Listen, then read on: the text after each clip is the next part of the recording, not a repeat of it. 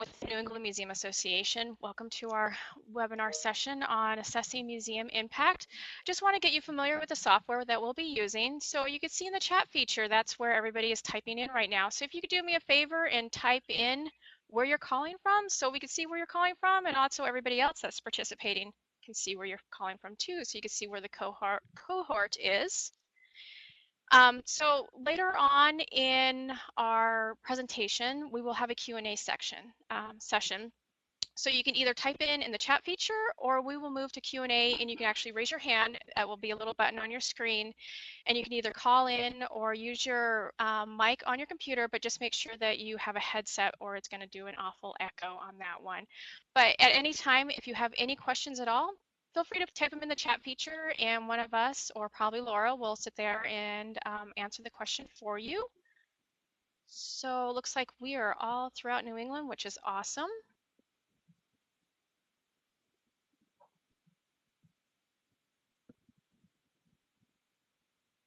Okay, it looks like we have a good group, Laura, if you want to start. Actually, I think I'm starting, right? You're starting, yeah. I'm starting. Hi, everybody. This is Dan Yeager from the New England Museum Association. I'd like to welcome you all to the call and thank you for your interest in this very intriguing project. And I guess I'd like to start by just asking, sort of hypothetically, have you ever had one of those days, right? And this is one of those days for me when something actually wonderful and auspicious falls from the sky just at the right moment. You know, nothing bad. It's just like fantastic. Wow, unexpected. Well, that day for me was a few months ago when I got a letter from John and Laura and David and George. Sound like the original Beatles, don't they?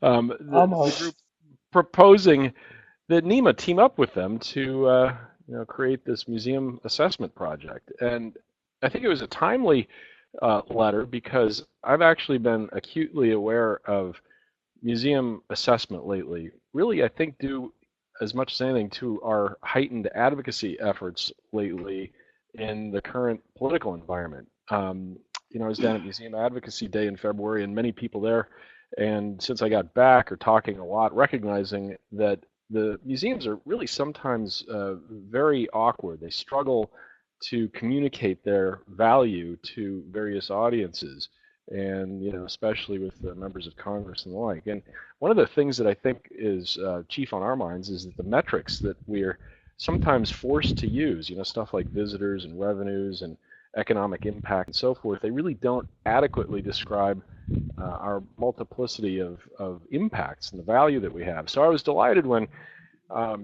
this group, distinguished professionals, all of them, I've known them all in different capacities individually through the years, and they came together and they approached me with this project idea and explained that they wanted to volunteer their services on behalf of the museum field. So the project is very intriguing. Again, I'm grateful that you're all with us to listen to it and hear a little bit about what they have in mind.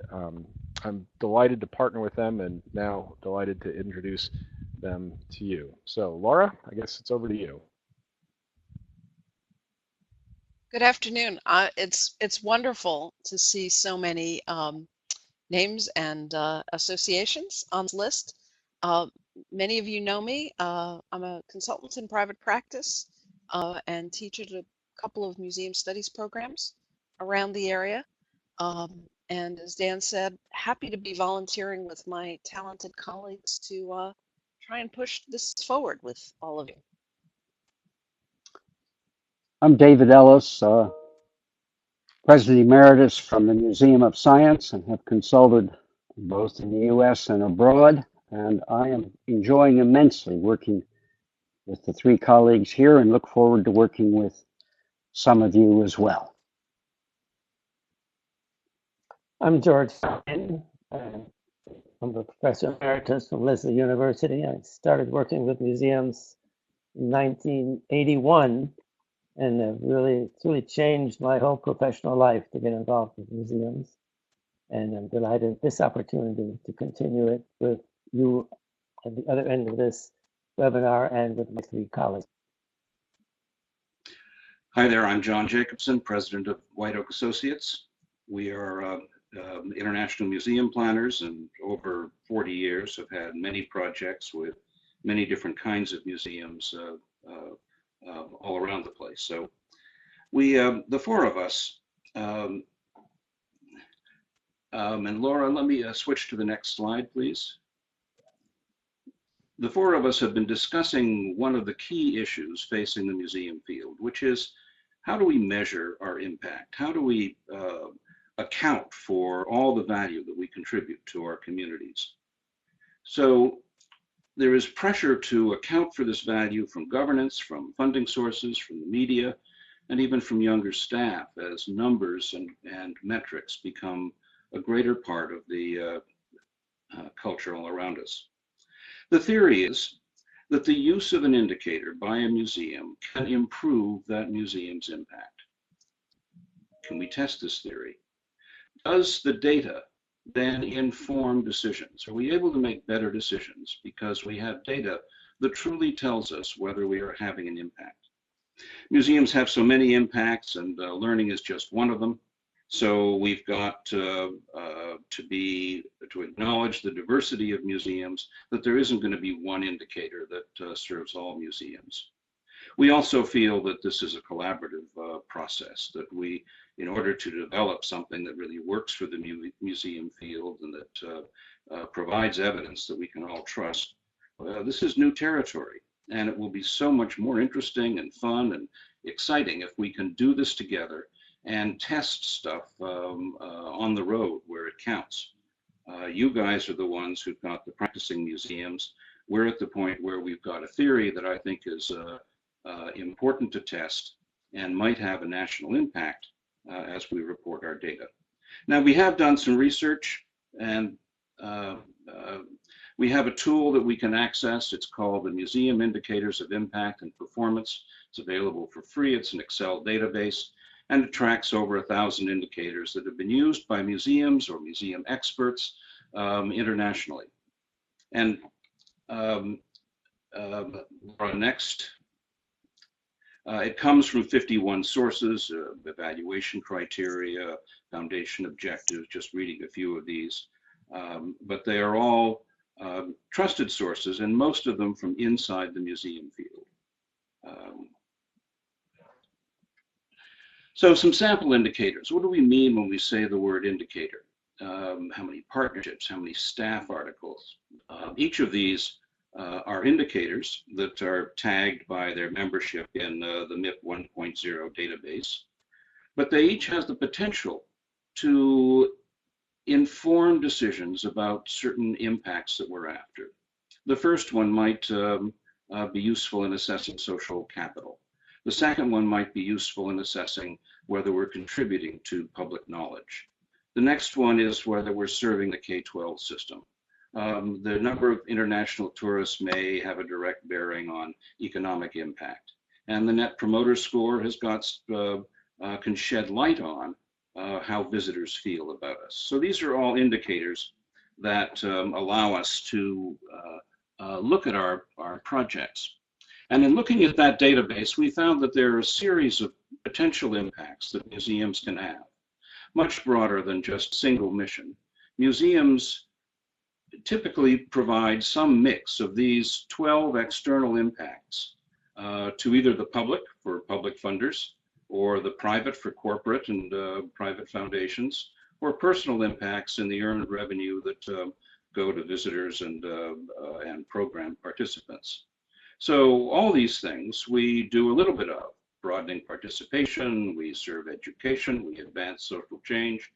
The question becomes, what does your museum prioritize among these? Which are the ones that you're interested in trying to advance? And what indicators might you be able to select, with our help perhaps, that will track your progress on increasing your impact in any one of these areas? So there's plenty of data that museums have, and but what's the problem is we haven't been able to see it strategically. So let me shift it over to David to talk about what's the process. Thanks, John. You've heard some of the background on this project, and I hope understand why the four of us think it's important. And we hope you will find it both interesting and exciting, and that you will want to participate. My responsibility is to describe the project a little more fully. So to start, the concept is to bring together 8 institutions of roughly similar size, but of different disciplines within approximately 2 hours of Boston, where each institution is committed to better understanding its impacts in its community beyond the usual statistics of attendance, budget, number of employees, etc. So we're looking for institutions that really want to collaborate, who believe in the value and use of data, and who are willing to work together over roughly 18 months. Now, initially, each museum will identify its own target impacts and select indicators which it believes will help them monitor and achieve a better understanding of their individual impacts. So, the targets and the indicators will be shared among the 8 institutions and the advisors. This, we believe, will seriously enhance, excuse me, where is that?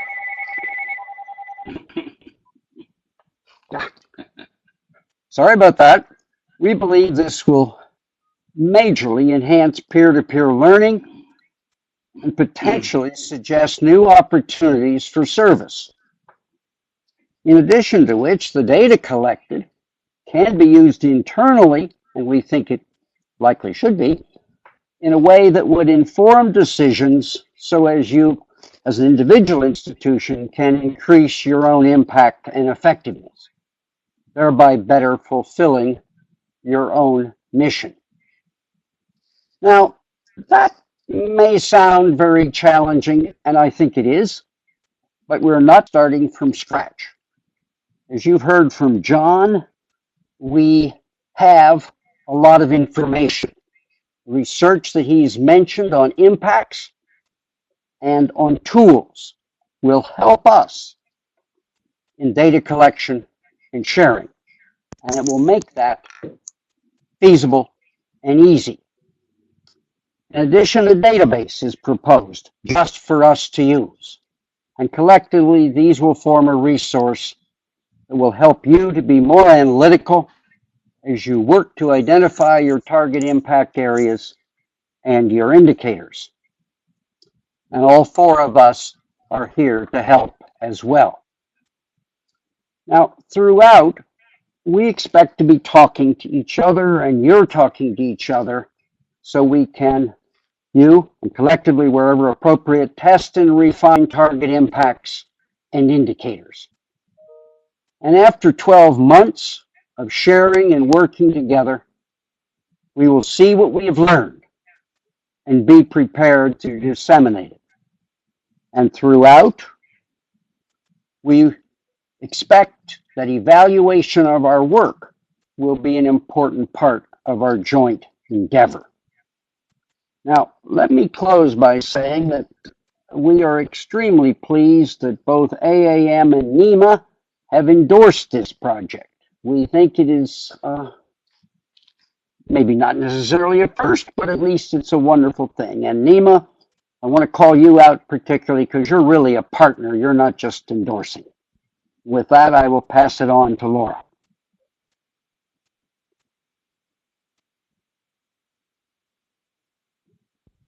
I mute my microphone and then I forget that I've muted it. So the 4 of us are the team, the project team that our main job is to be here to help you. As David says, to help you identify meaningful metrics and to also strategize convenient and inexpensive collecting. We've all been in a situation where evaluation programs get the better of us. They go on way too long, they cost way too much money, and a lot of pieces of paper sit in a big pile in a corner, and no one ever goes back and reads them and codes them and figures out exactly what we're looking at. So our idea is to really brainstorm with you and with each other ways to collect data that you can support day to day, every day in your institution. We know we're not going to all get it right the first time.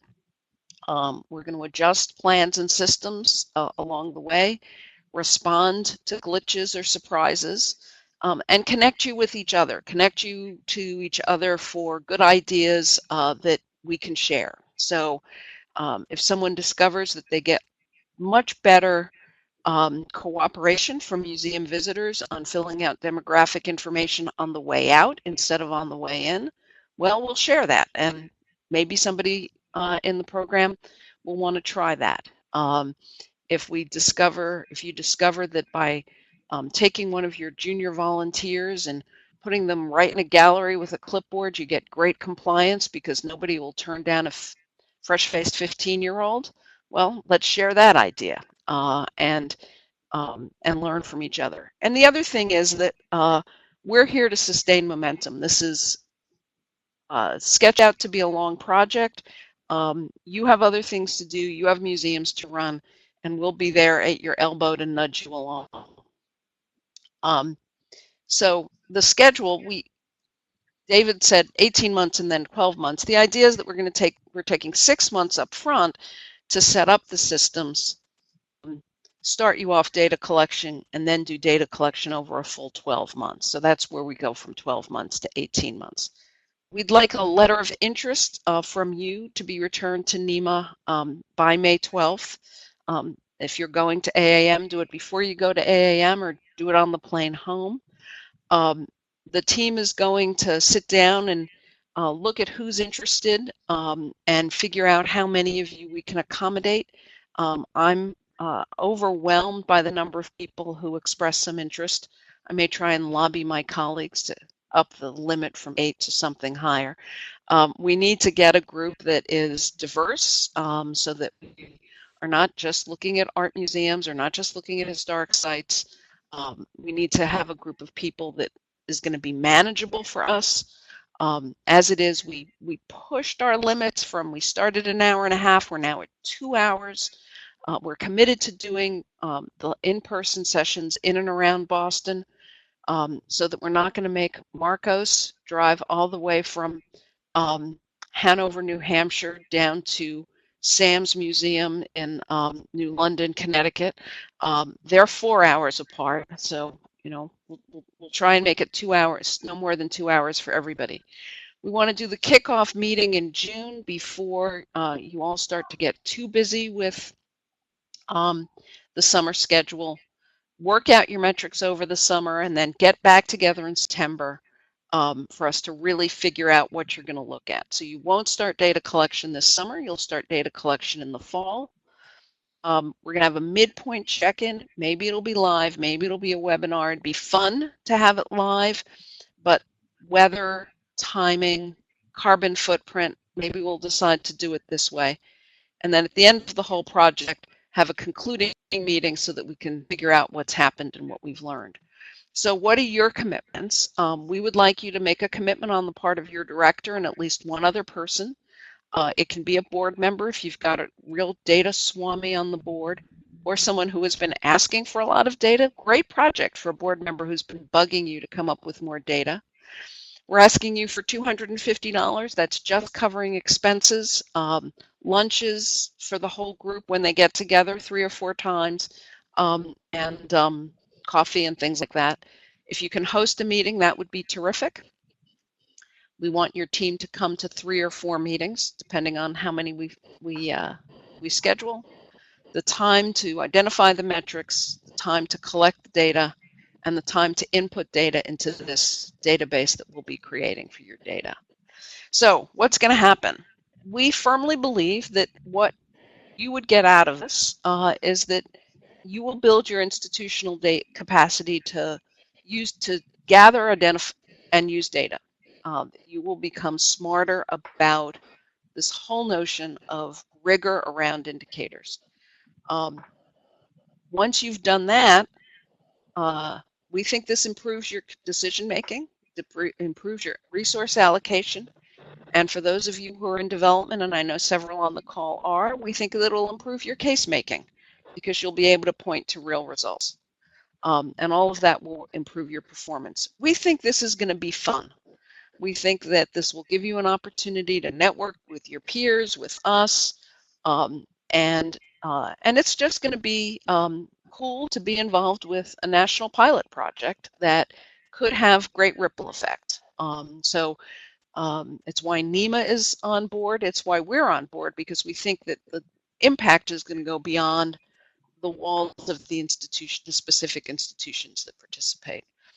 So I'm going to turn it over to George, our evaluation Swami. Thank you, Laura, and thank you all for participating in this. I just want to make a couple of quick points about our sense of what it means for this to have an evaluation. What we're evaluating is a research project, not a program or an exhibition. So you are not being evaluated. That is, individual museums are not being evaluated.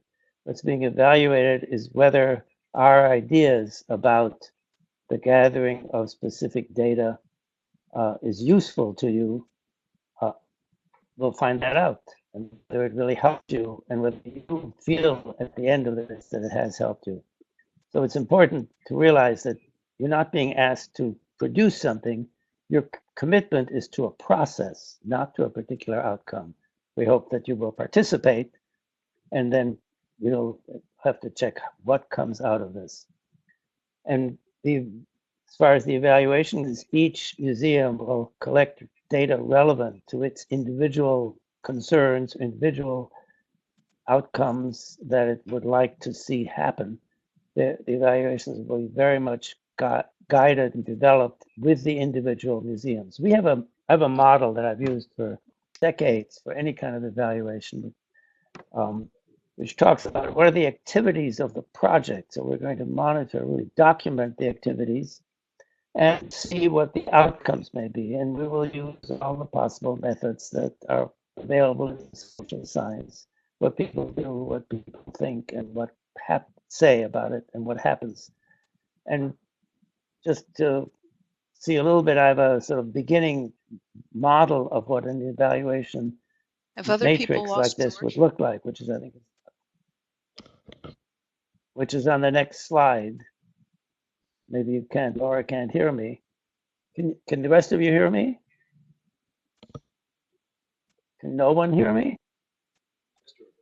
I can hear you, George. Hello? I'm hearing you, George. Yeah. Yes.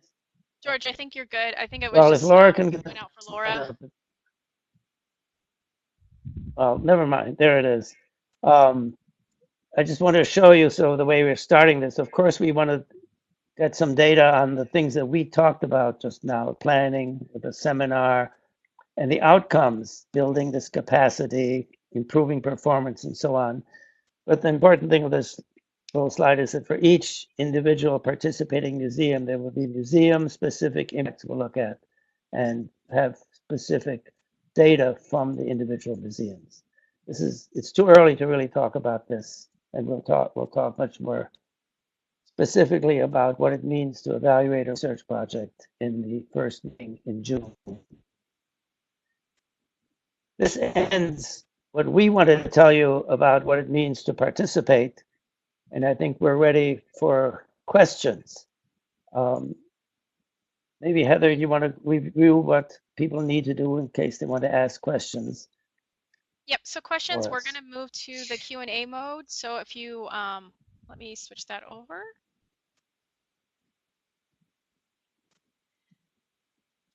So Kristen raised her hand and asked about possibly pushing the first webinar later in June because the Paul Revere House has a big school tour season and we can think about that. Kate has asked for the sample indicators, but once the Q&A box goes up, Kate, I'm not sure that you can see them anymore. They can actually see everything. It's just the Sorry. presenters have that big box. Okay, well then you can see them. Kate, you okay? Kate, you good? Okay.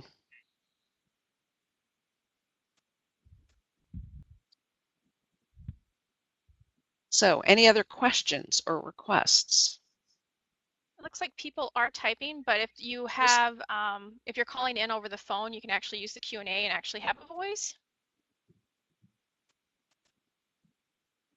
So, does the evaluation look at the whole museum or just the visitors who walk through the door? It's not a, don't apologize, Elizabeth.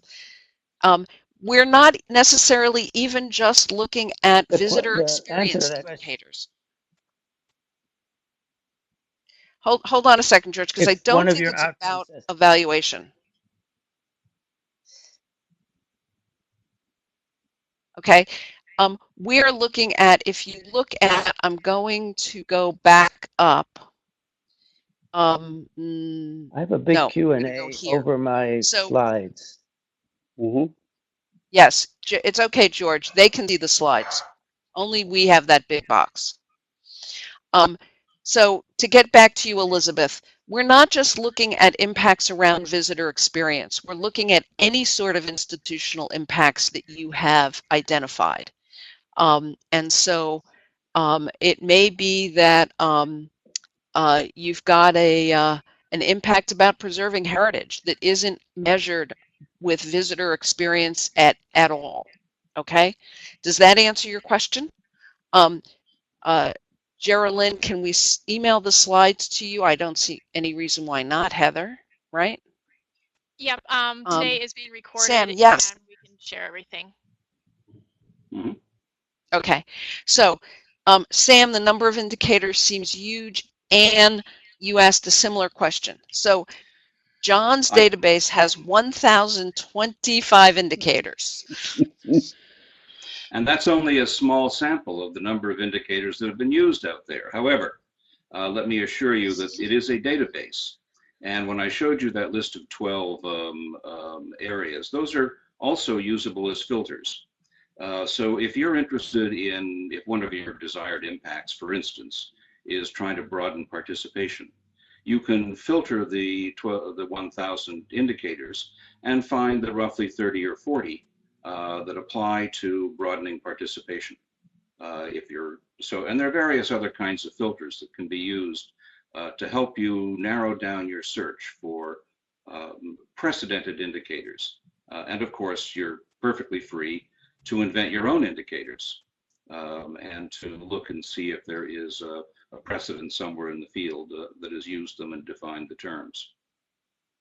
I would like to add. So, Ellie, I'll get to your question.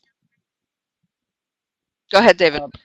I would like to add a thought that it seems to me a good place to start is, what would you really like the impacts of your institution to be in your community? And then you might go from those to this list and get some ways to find out what others have done and move from there. But I think a lot of these things are going to be idiosyncratic to your institution and your community, and some may not be obvious. Back to you, Laura. It's a great point. And Anne, to your and to your question, I think what we've anticipated is that we would like you to pick at least about 2 of these 12 categories that are on your screen right now.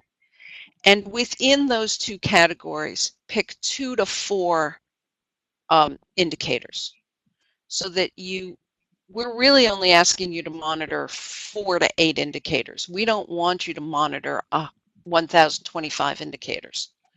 And so once you've picked the area, run the filter through John's database, seen what some of the potential indicators are, pick the ones that work for you. invent new ones, we'll then work with you to get that list down to a manageable number. But we're definitely not looking at a huge effort. We're looking at 4 to 8 indicators per museum. So Emily, how much time would it take? It kind of depends on what indicators you pick, right? So if you pick an indicator that is dwell time in the institution, how long does an average visitor spend in the museum? Now you're calling in from Gore Place, where maybe it's a guided tour and that's not a factor. But if you're at Montshire, that may be something that you care about a lot. How long does someone actually spend in the museum?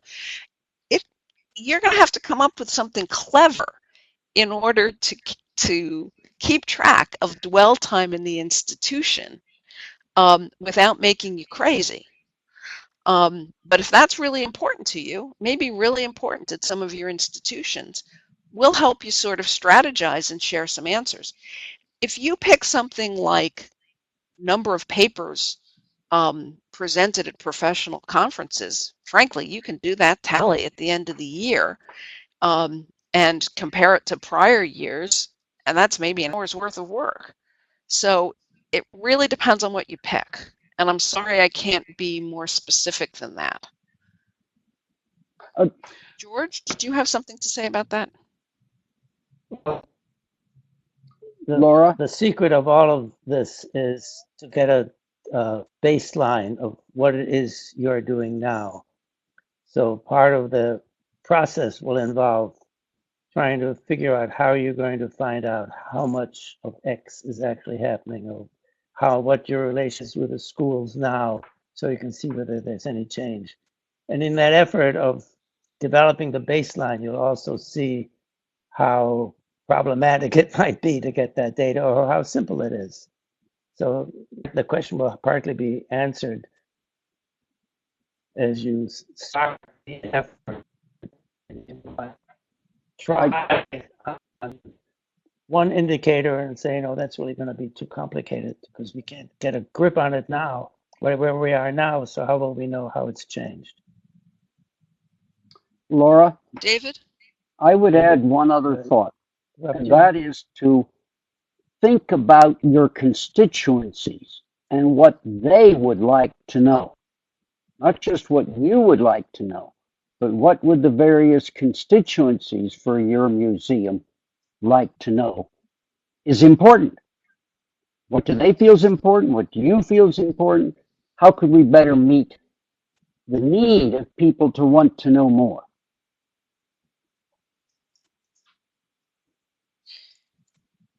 Absolutely. And to that point, if I know Rebecca Wright is on from Fitchburg Art Museum, I don't know how many of the rest of you have involved your development people. I would definitely have a conversation with the development office as you picked your indicators.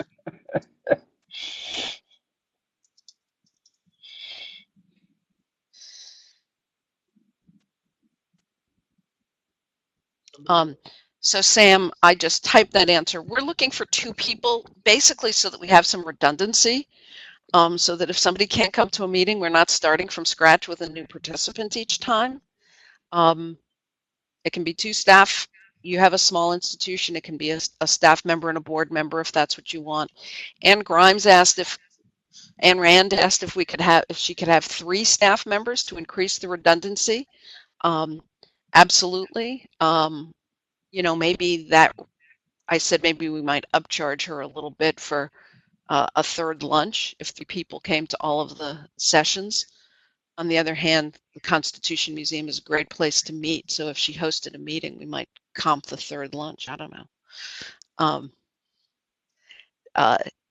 Somebody asked about technological needs, and I said access to a computer and just ease using Excel. This is going to be, John, do you think anything more than that? No, I think that technology is fine. Just on the previous thing about who might participate, I think it would be useful to have different perspectives participate. One who may be more qualitative and one who may be more quantitative. Certainly somebody who is close to the numbers and close to the degree of difficulty, if you will, of getting good numbers and the ability to vouch for and stand behind the numbers. So that might be a director and a CFO, or somebody who's operational, as well as a board member who cares about it. So different perspectives, quantitative and qualitative, would be great. But anything is fine. And amplifying what David said earlier, what we want is to make sure that the choices you make are ones that are manageable within your operations. We don't want to lumber you with complexities or expected costly data collection processes. This should all be your choices, your priorities of what you want to measure and what impacts you want. Thank you. Let me just make another comment about that. The number 2 is the number that we feel will lead to meetings of approximately the right size to have conversations and to get things done. That doesn't, obviously, well, might very well have more people involved within your own institution. I doubt very much that you all are going to go out on the floor and talk with visitors day after day, or go out to the school system to see whether they've noticed any change in how you work with them, so on. So you may have a bigger team that really gets involved in this. It's just that for the purposes of the project, we think that that's the right number to work with us. Absolutely. Absolutely. I have to tell you, as I've been thinking about this project, I've been thinking about possible data collection strategies. And I think one of the coolest and most fun things that might come out of this in terms of sharing with the field are some not quick and dirty, but tested, easier data collection strategies. So I was thinking, to measure dwell time, for example, what if you handed every visitor a card as they came in and said, we're doing a little project, and just when you leave, hand this card back to us, and we'll give you a postcard from the museum as a thank you. And you somehow code the time in and the time out, and suddenly you've got everybody's dwell time. I think that if we're all clever together, we might come up with some of that. So Emily asks, can you clarify? Yes, the concluding meeting will be in the fall of 2018. We're going to launch this late spring, start data collection fall of 2017, end data collection fall of 2018. Emily, I don't know if Gore Place is open seasonally. We did not disqualify institutions that were open seasonally, even if you've only open 6 months a year. That's your year. We just want you to collect data over whatever your year is. And again, not all the data is visitor dependent data, so right. Some things may happen regardless of whether or not you're open. Laura, one of the items I would suggest as an addition to think about, as each institution chooses its impacts, and then we share them, and as part of the sharing, we talk about why we chose them. And just in that sharing, I would predict there will be considerable learning, both in terms of, well, I didn't think of that, maybe that's a possibility, or, oh, well, that's a lot better than what I thought of. And so that's one of why I mentioned peer-to-peer learning. I think that's one of the most exciting things about the project, is what we can learn from each other. Or, that's interesting, but I tried it last year and it didn't work. And if I did it again, I'd do X, Y, Z. Right. Right. And Rebecca asks if you have to have baseline data. And no. First of all, if it's annualized data, then, well, let's, you don't have it, that's fine. But if we can, if you can figure out a baseline, or if you can start next September as your baseline and you look at it over the 12 months and the change over the course of the year, or you collect something in September and October and you're not happy with the results, again, not to keep dwelling on dwell time, but you're counting dwell time and you look in September and October and oh my gosh, people are only spending 25 minutes in the museum. Well, what are we going to do to try and improve dwell time and keep on keeping track? And so we try something in November, and oh, that increased dwell time 20%. Or we tried something in November, didn't increase dwell time at all. That's what we mean by really using the data as you're collecting it, to try and improve practice. So if you had baseline data from before year one, well, that's data you're already collecting, so you might not need our help with it. David, is it you? Yes, I'm just thinking I would be terribly disappointed if institutions didn't try to think about some new impacts, areas, and ways to, what indicators for it. Because I am convinced that our institutions make a much broader range of impacts than we normally look at. And how can we get a handle on that? If I can jump in as well, I don't think there's anything wrong, and in fact, there might be a lot right in starting with an area where you have data already historically, so that you can track change. I also don't think there's anything wrong in starting a brand new area, but a year later, you're not going to be able, as George suggested, to go back and say we've improved 23%, or in fact, we haven't improved. All you'll know is that you have a number, which will be a base for the next year of experiments if you do it on a yearly basis. Some things, of course, you can look at seasonally, you can look at weekly, so we may not need the yearly transition to it. But what David was saying is that we need to look at new impacts, but that does not necessarily mean brand new numbers. You may be able to track your teacher repeat ratio, but you've never actually thought of using your teacher repeat ratio as an indicator of how well you're doing on your impact on the K-12 school system. And this would be an opportunity to say, hey, gee, we've got that number. Let's actually take it more seriously, and let's see what happens if we look at the teacher repeat ratio over 12 months.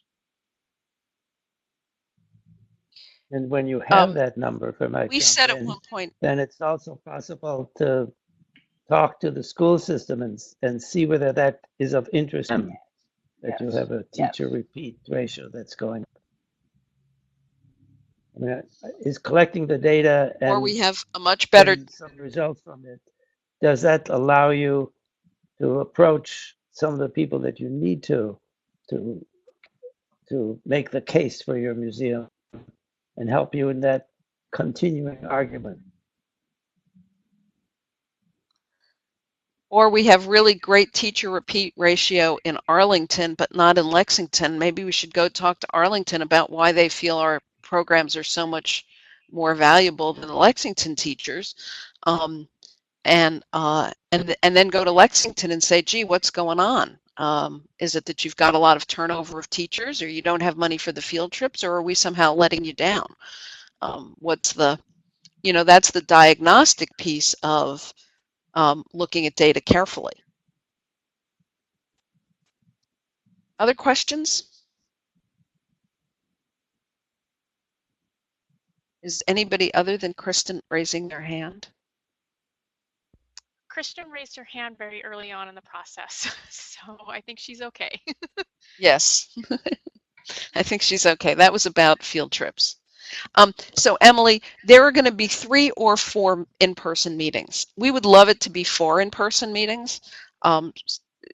Get your act together in June, meet in September, start data collection, check in with us midway, and then meet a year later. We think a year between September 2017 and September 2018 is a little long. On the other hand, we're mindful that you're all busy people and that the middle of the year is the winter, and that people may be reluctant to get in the car and spend the time. We would much prefer that the midpoint meeting be live as a 4th meeting, but if that's not the group's sentiment, then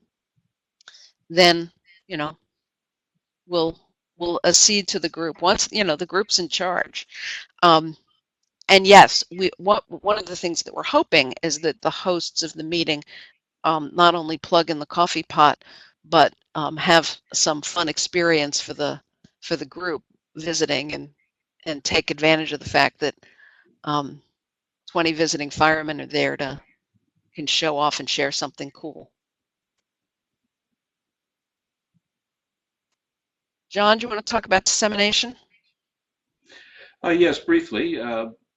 Both NEMA and AAM have agreed to disseminate the findings. When we're finished after that last workshop, we intend to write this up in some fashion and disseminate it perhaps through a scholarly journal so that there is some documentation of the findings and also perhaps in conferences and with the help of these organizations.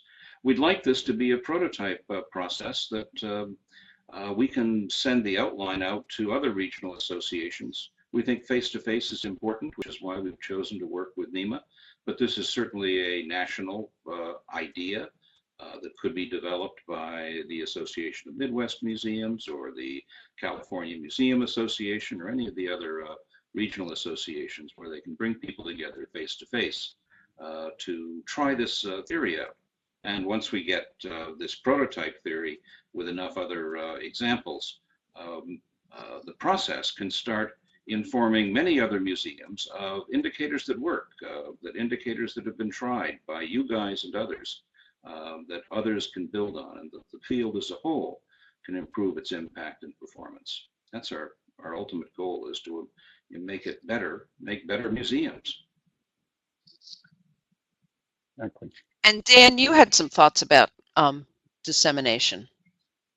Yeah, absolutely. I think the thing that I've asked myself is, what is NEMA's role, stake in this, whatever, beyond just helping facilitate the conversation. And the thing that I'm very interested in is this notion of the process that museums, that you will be coming up with, how to develop, invent, create metrics that you might not even be thinking of, and incorporate those into your strategic process. And I think that is an important thing, because typically with our strategic plans, we end up, sometimes it's the tail wagging the dog, where we don't really think about the metrics until after we've decided what the goals are. And sometimes it's actually, we should be thinking about how are we measuring in context of what those goals are, and we're developing them.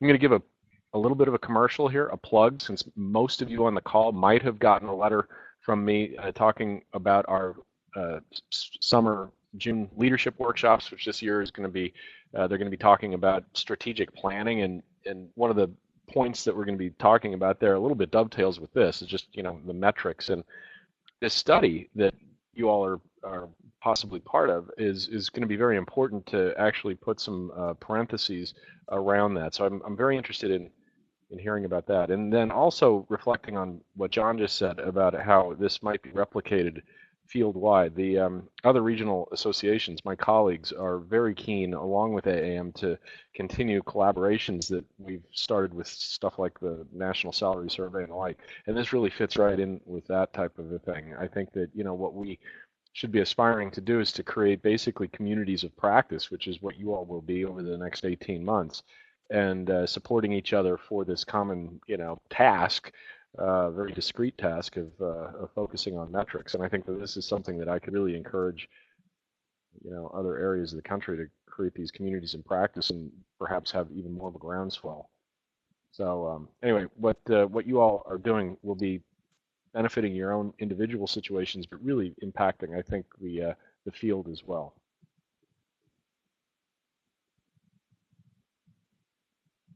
Thank you. Any other questions? Any questions about how George plans to evaluate all of this? I think the group is going to do the evaluation.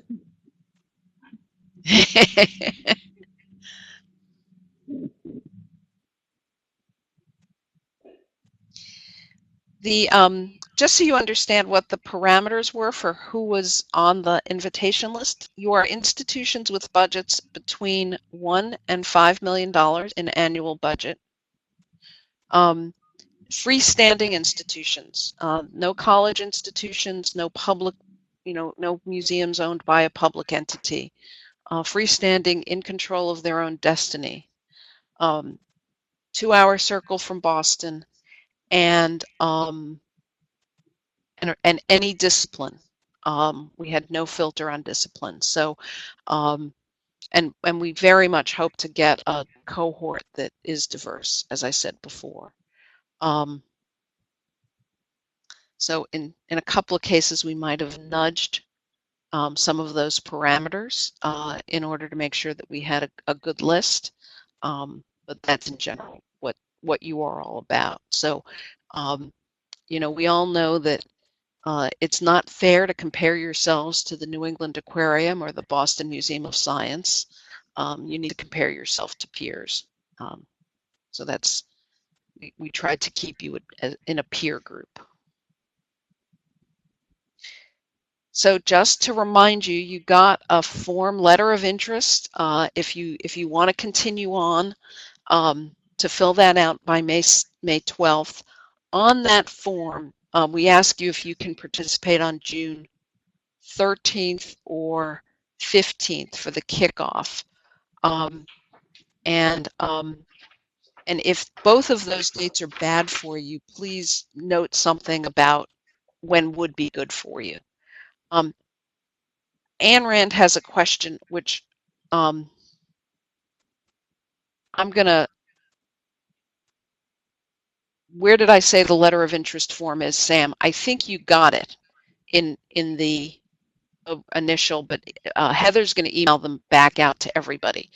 Anne, can my colleagues look at Anne's question? And it's also sort of about how we're going to share findings and answer that.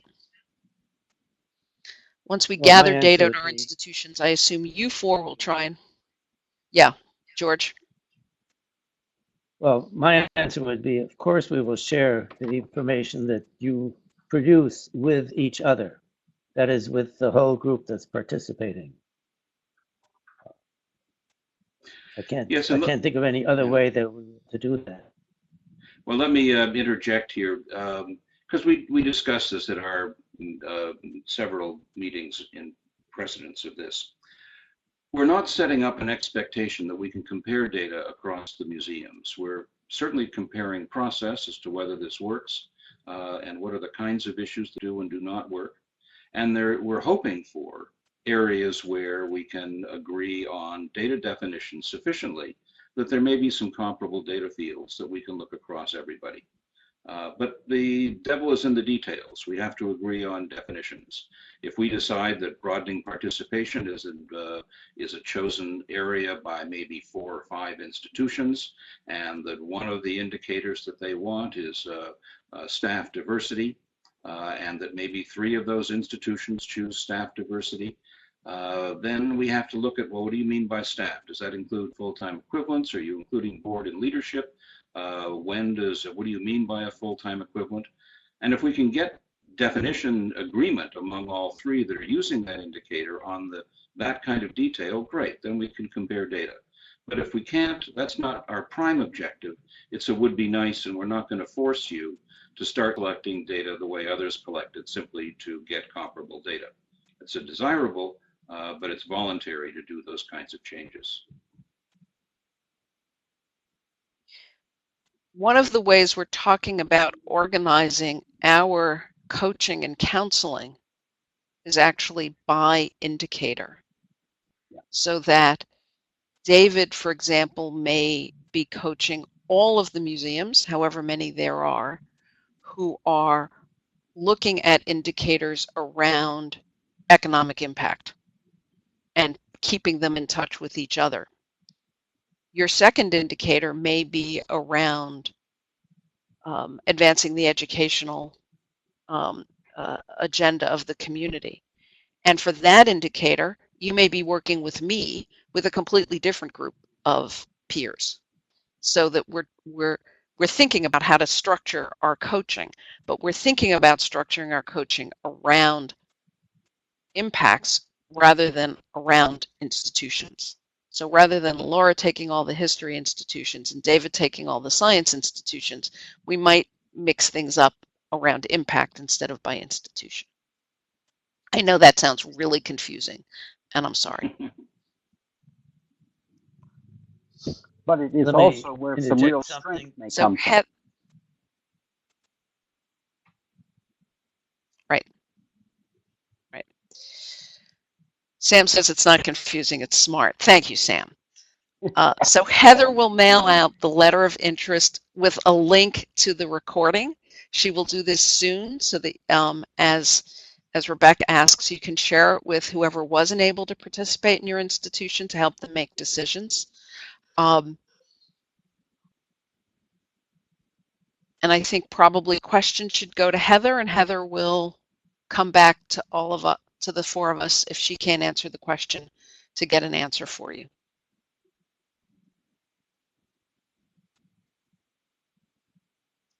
If you have to do approximations on that letter of interest, go right ahead.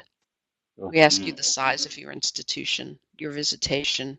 We just want to have a sense, because we don't know you all, a sense of what the place is. But don't think you've got to take out the measuring tape and actually measure the size of your galleries.